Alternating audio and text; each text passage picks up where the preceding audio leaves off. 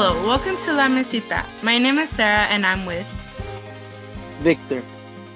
Today in our virtual studio, we will have a conversation with a musician who has recently reached virtual places outside the US with his genre-bending and unique sound. Our guest has had recognition recently in an important magazine, in addition to having had a good response from his last album, Tender y Poch, under Colemine Records. With us from LA and now living in Chicago, our new friend, Rudy de Anda. Hello, Rudy. How are you today? Hey man, how you guys doing? It's cool to connect with you guys, and thank you. How's Just Chicago chilling. treating you this winter? Well, I think it's gonna be my first real winter. So I've had a couple, maybe like in Nevada and Utah, but so you're just used to it or what? Or I mean, do you have any advice? When it snows, just get ready to shovel or not find any parking in Chicago. You'll find a lot of chairs in your parking spots. Well, I don't drive right now, but I was thinking of getting a car just because, I don't want to be sitting around waiting for the bus in the cold and all that. So we listened to your previous material. Congratulations on your recent release, by the way, Tender y Poch. Can you share with us the meaning behind the album and how it reflects on their tracks? Well, I always like to make a record that is kind of, follows like a certain theme.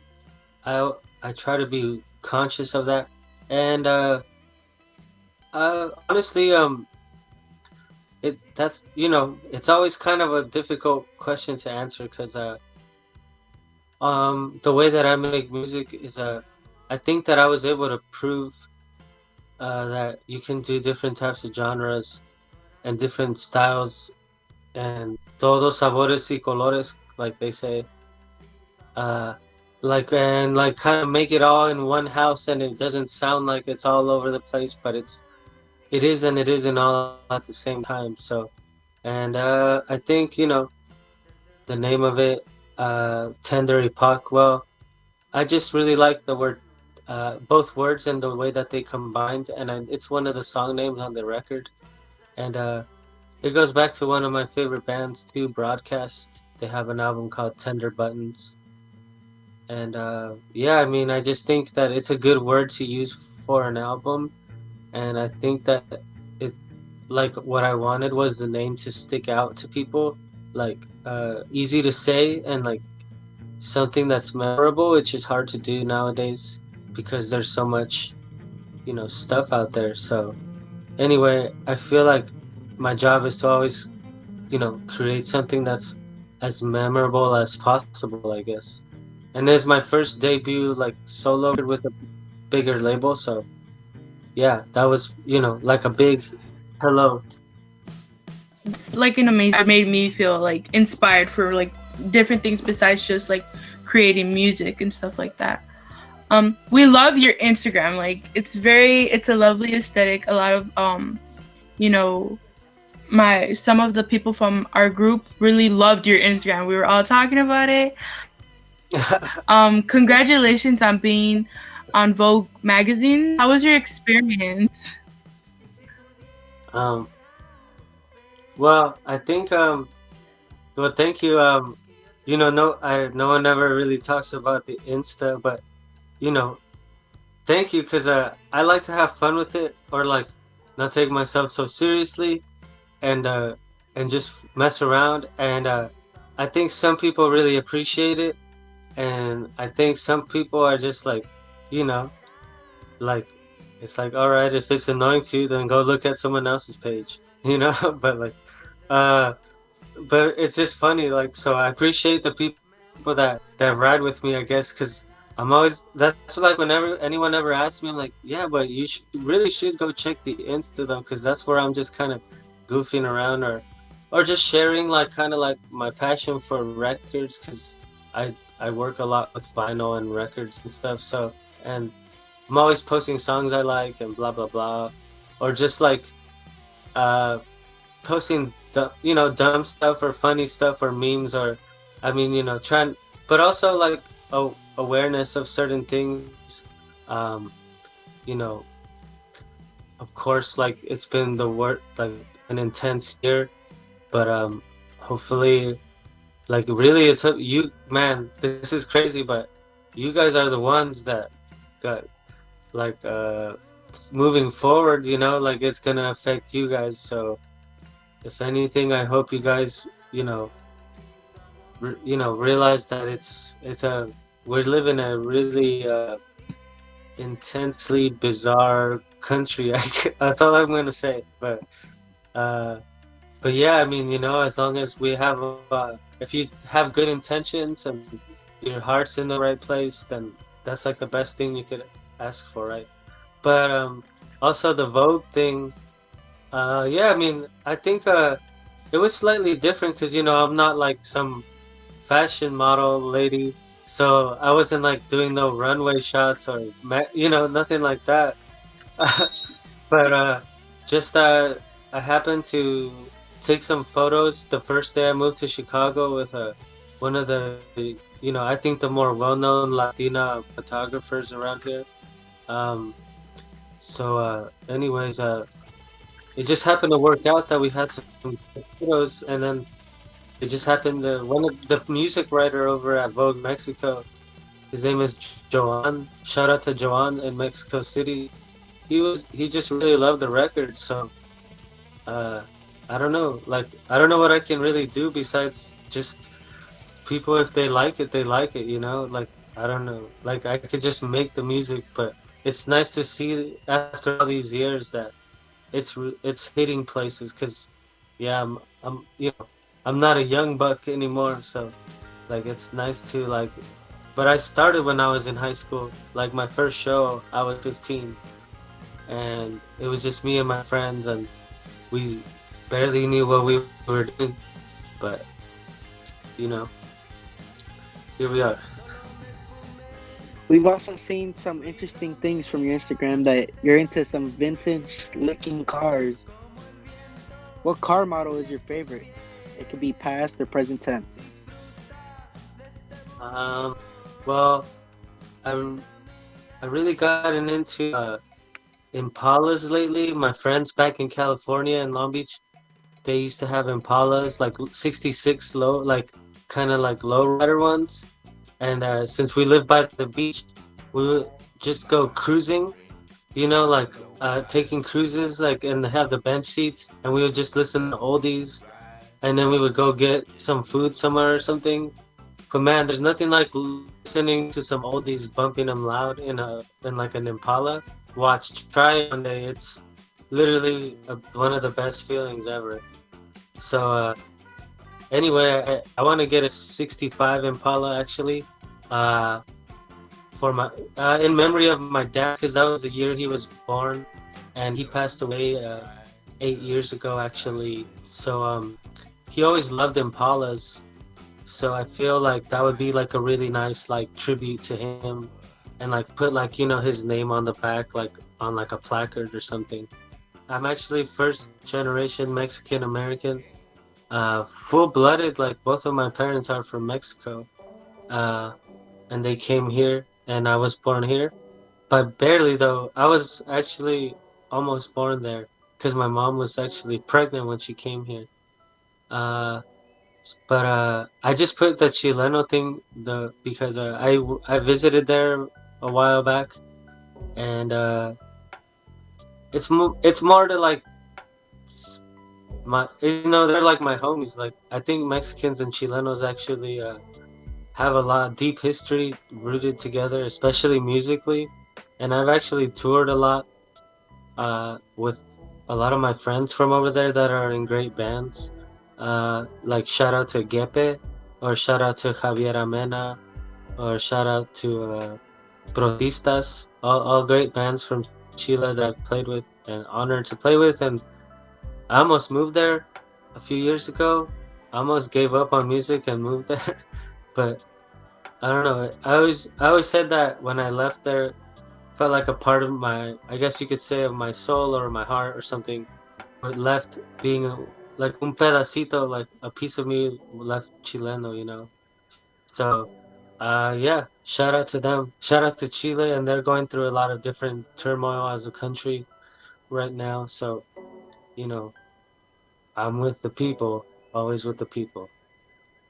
Another question is, what culture are you mostly drawn to? That's a good question, but I also think we should be drawn to several cultures, you know? Like just throwing that out there, but I'm sure you guys already understand that. But I guess since we're going for favorites, I don't know. The one that stands out is Catalunya. It's a region in Spain, and that's where my favorite soccer team, FC Barcelona, is from. But it's like a whole region where they speak their own language, and the books, everything, the street signs, it's in Catalan. And actually, one of the songs on my new album is in Catalan, and it's in dedication to them, like in like a kind of like in an ode to that culture. Like I don't think they have a lot of people that outside of that like region who would ever even sing a song in Catalan, let alone like put one out on their record. So um, I would want to move there one day and like really learn the language and like kind of immerse myself like fully in that culture. Um, I know it's kind of random, but hey, I don't know. Sometimes things just they llaman la atención, you know? They call your name. Do you consider yourself Chicano or Mexican? I think I always, growing up, I always just considered myself Mexican. Like, whenever the U.S. playing Mexico with like a soccer match, like I was always 100% for the Mexico team. Like I always just like I always kind of hated the U.S. team actually. Um, I don't know. I just always identified as a Mexican person, but you know, through music, I think, and meeting different people from the California region, I think like you really start to get a sense of what that Chicanoism means. And I think that whether I like it or not, it's a part of me. Uh, I think, yeah, I mean, it is what it is, right? Like it's like being like first or second generation Mexican American, and like it's like that next step after being an immigrant, I suppose. But I think it's more of like a if it means like you can identify with something and feel proud and there is a culture involved with it, then like I say there's nothing wrong with it. So it is what it is, and you know what the cool thing is, it's like an evolving definition where like okay, so what's the next step of that? Because I know a lot of me and my friends don't ever like to like box ourselves in, and we like to feel like, well, okay, well, that's us, but we're also just a human. We're also just, I guess, um, uh, United States American, and we're a lot of different things. So, but yeah, it's cool to look back on the culture and like the history that's gone on the last few decades for sure. What sounds or style would you like to incorporate into your craft? All kinds, really. I know it's like something like a imagine like a you have your easel, right, and then you have your little board with your paints and colors. Well, I feel like they've just evolved throughout the years where now I can like like Bob Ross or something, but now I know like the colors I have on my palette much clearer where I could like paint however I want, like for the most part. And the I've even used auto tune in my a song or two, and I'm actually gonna go record with my friends after this that I've met here, um, and I want to use some more auto tune on that. Uh, um, so that's one. I love reverb. I think reverb's a great old school sound. Uh, but like it's like cooking. You throw in your salt and your spices and I don't know. I like making metaphors if you guys haven't noticed, but it's like for instance, every song I see it as like a different canvas. So if one canvas is like purple and sounds like loud and fast, that doesn't mean that the next canvas has to sound just like that one, you know? That one could be its own thing, and like I could use more distortion, or I could use more harmonies, or it could sound more like an oldie, and and that's okay. So anyway, uh, it's fun to experiment with different, like gadgets and toys and stuff, like or mute guitar pedals. But you know what? At the end of the day, like it's all like what if it's just an acoustic guitar in front of you or a drum set, it's really coming out of you, right? Like at the end of the day, that's why like with basketball players or something, like it's not the Jordans that you know make you good. It's like you have to just already be doing it yourself. So I like to challenge myself and just try to think of melodies and harmonies in my head and stuff like that. Okay. Are there any future projects you're looking forward to that you can speak briefly about? Uh, yeah, man, that's a great question too. I have a song coming out in March with my homie. Well, it's my song, but I was a lot was contributed by my friend Bardo Martinez of Chicano Batman. He wrote the lyrics actually, and we recorded it at his studio. Sorry, not his house. Um, and that's one that's coming out in March, just a digital single on its own. So, you know, hopefully you'll be bumping that one. And then I have like another 45. Uh, well, that's the cool thing about these interviews. I get to talk about stuff that I don't really talk about yet. But yeah, there's so many little collabs that I'm working on, and man, I feel like I can't even talk about some of them, but let's just say they're to me and like the music, like scene, I guess that I'm in. They're really exciting ones, but I guess y'all just have to keep up on the IG and see what's up next year. But and also we're getting ready to drop that last music video for this album coming up here soon. So there you go. Thank you for sharing. As an artist, what are a few notes you would like to share with other creative minds that are listening and having a difficult time with creating? In addition, what are your secret to maintain productive and creative? I think both questions kind of might help answer themselves because a big way I just try to like not think about things too hard, um like I let my mind travel. As like I think if you're trying to be creative or like see, that's already like maybe like the first step is trying like just versus just being creative or versus like just like letting your mind just travel and create do it, or like not to get too worked up. I spend sometimes like a month without writing a song, and then honestly I got like two really good ones in the last 3 days, and I swear I went like maybe a month and a half without really having any like good ideas that I think are good. But in that month and a half I didn't really worry. Like I was still listening to music and really, you know really just being stoked on music. I always like listening to different type, like searching for different artists or bands or old and new, and always like creating playlists. So like, or looking at records. So like in that way, you're still kind of like your creative juices are still flowing, So anyway, I guess my biggest thing I always say is like, no, don't worry. Like and I always take what Erykah Badu says, and I kind of re-say it. She's one of my heroes.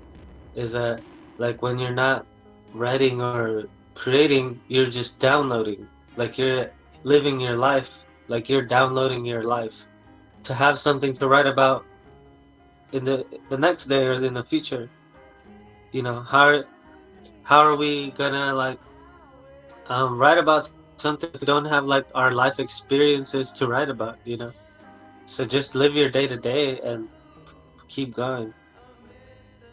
If there were an animal that could talk, What animal would you like to speak to?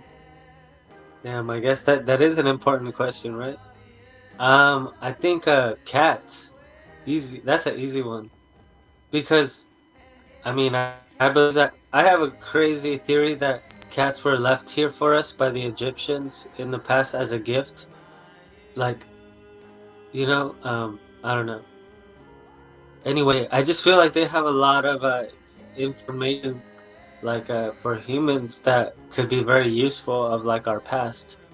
But that's just, again, I don't know where I get that from, but they just have such a poker face and like a no like so it's like it'd be cool to just sit there with like, so what's up, kitty? Like, what's your deal? What did you even go? Why don't you like that one food that I always buy you? You know? What is the craziest story from your childhood? I think I'll sum it up with one that like has been documented. So, but it's like when I was about 4.5, me and my family we lived in Compton, California, and that was when the Rodney King riots happened. And like literally on the first or second night of that, our house was actually burned down. Like it got hit with Molotov cocktails, and we had to evacuate and we had to flee and leave and grab our stuff as fast as we could. And the next day we came back and it was gone. But it was definitely tragic and sad. But then that's the thing about life; it always throws you curveballs. So then I don't know if I would have ever ended up living and growing up in Long Beach if it wasn't for that, because we ended up moving to Long Beach. And Long Beach was what really made me and formed me as a musician, because it was a much more musical and creative town, I would say, and very much more diverse. So I don't know. So it was definitely, I think that event changed the course of my life like 100,000%. Why did you make the move from California to the Chicago area? What has been your favorite experience in Chicago? Well, being on tour and stuff, get to see different places and towns. Uh, so I I would have moved out of California as soon as high school would have been over, because I just have a bug in me to travel. I just love traveling all over as much as I can. So I was wanted to move to Europe or South America, just go backpacking. So I had to put that dream off because I wanted to continue the dream of music. So I stayed in LA, if that makes sense. I stayed in LA even though I wanted to travel, but it's like I sacrificed that.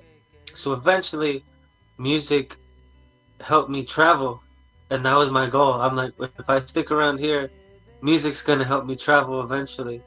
And it did. And now that I've been to a bunch of different places, I don't know, Chicago always stood out. I always had like a lot of fun here in all the different neighborhoods. I knew it was like a big enough county or area where I wouldn't get too bored.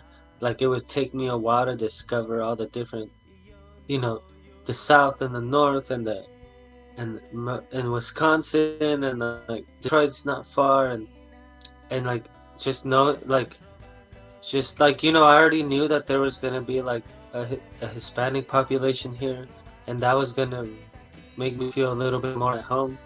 But honestly, that has even already, I'm gonna go to your second question now, because that's been my favorite. I don't know if it's one experience, but man, like honestly, I feel like I speak more Spanish here than in LA, and it like you would be like surprised maybe, but maybe it's because I lived in Long Beach and it wasn't like a full-on like Mexican like neighborhood, but it was also fun. I've spent a few months in Humboldt County so far, and like I never lived in a Puerto Rican neighborhood before, and that was dope. Like that was quite the new experience to me. Like walking down the street and like you randomly hear salsa blasting out of someone's house, and they really are really like that. They mean it. They're really that's their thing. So I don't know. Just honestly, that in a nutshell, just like being around like people in LA must think some otherwise. I don't know, but man, some of the Mexican food here is better than it is over there. I've just enjoyed the whole thing, seeing new streets every day or knowing what street not to walk down. That's something we had to deal with in Long Beach too. So, hey, it's just I don't think if you ask me again in like 6 months, like, man, I can't even imagine how many, things I'll have to tell you. But so far, everyone's been super cool and uh, I don't know, just I can't wait to see Chicago like post-pandemic. Well, unfortunately, we're running out of time, but we want to thank you, Rudy, for joining us this day and sharing your experience and music with us. Thank you guys. It's been really awesome. I never get to connect with like the youth like this. Like I def I just want to tell you guys like thank you for doing this and being interested in music. And since I'm a newbie to Chicago, yeah, like tell your homies and friends, like show them if you like a song, show them, because I feel like I definitely could, I could use the young folks like a little bit, like if they're down with the music, like so. It's just that's it. That's all I got. But thank you guys, and yeah, it's been super fun. So my name is Rudy de Anda one more time. You could go to rudydeanda.com, or like these guys were saying, you should hop on the IG, the Instagram, Rudy_de_anda. And I'm having the most fun on there, but you could catch us on Twitter. I don't really say anything, I just repost what people put about us. Um, and let's see, we're on Spotify, iTunes, all of that good stuff. And thank you, Colemine Records. That's my family. And yeah, here we go. Oh, well, thank you, Rudy, for like sharing, your information with us. That way we can spread the word and stuff. As I was saying, though, we say goodbye. My name is Sarah. My name is Victor. Have a great week and see you soon. Thank you, guys. Train passes by, look alive.